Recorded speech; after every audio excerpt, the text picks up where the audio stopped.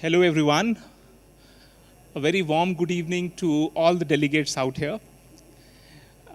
We are entering towards one of the final sessions of the day. And I promise you this would be an interesting session which talks about digital economy and how ASEAN-India relationship in the digital economy is going to flourish in the years to come. Before we start the session, we have two very distinguished guests before us. Geetika Madam is the Joint Secretary for Indo-Pacific in the Ministry of External Affairs, and Mr. Srinivas Garu has been heading the TIE, which is the Indus Entrepreneur Ecosystem here in Hyderabad. He has tons of experience of setting up one of the finest incubators in our country, which is called T-Hub, and most of you are going to visit T-Hub physically, I think, day after tomorrow. So with these two distinguished guests, I would want all of you to give a warm round of applause to them. Thank you.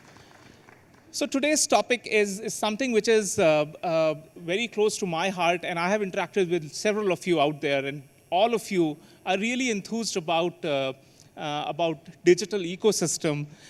We all understand that physical barriers to moving of goods has been the main conversation topic in the earlier sessions in the day. But we are going to shift that focus and move to something which is more easily, which can cross borders. And how are the two blocks, the Indian bloc and the ASEAN bloc, working together towards finding a convergence in this region?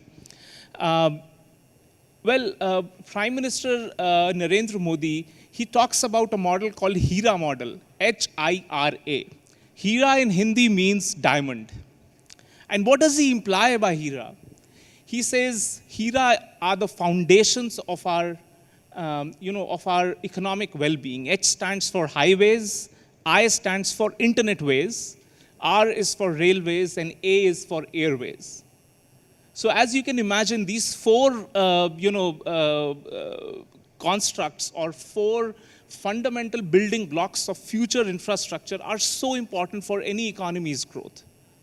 And this is why, we have invested a lot of our time and energy building these trilateral highways which go physically from India into Myanmar, into Thailand, into Cambodia. Have we done enough to build highways on the internet era? Have we done enough to build digital connectivity between our people? And I can tell you there are certain very unique opportunities which come about if you specifically talk about digital connectivity and digital highways.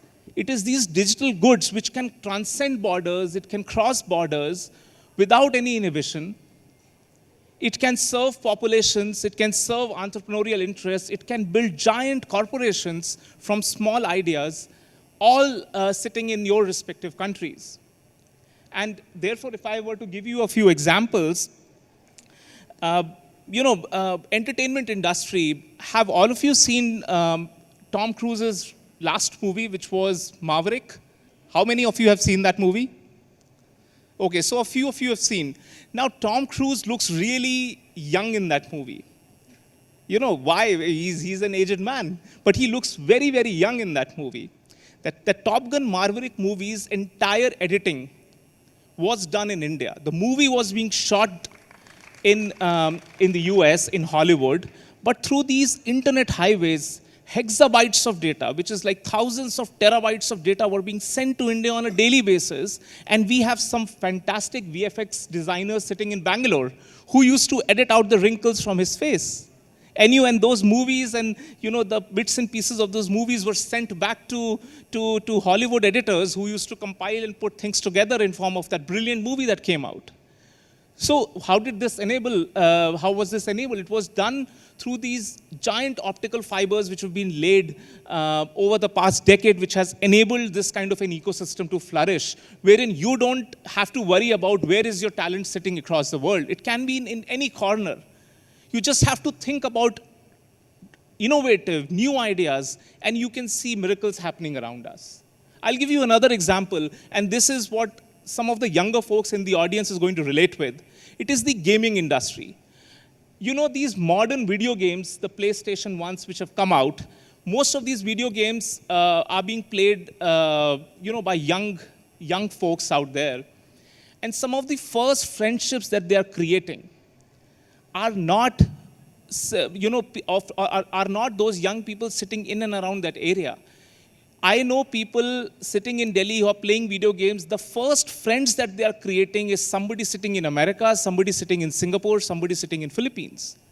This is how gaming infrastructure is booming, and this is how it is shaping and changing the kind of friendships which have been cultivated.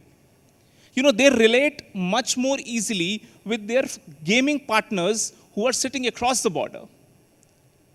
These are very interesting. If you look at the creative opportunity that it opens up, it's mind-numbing.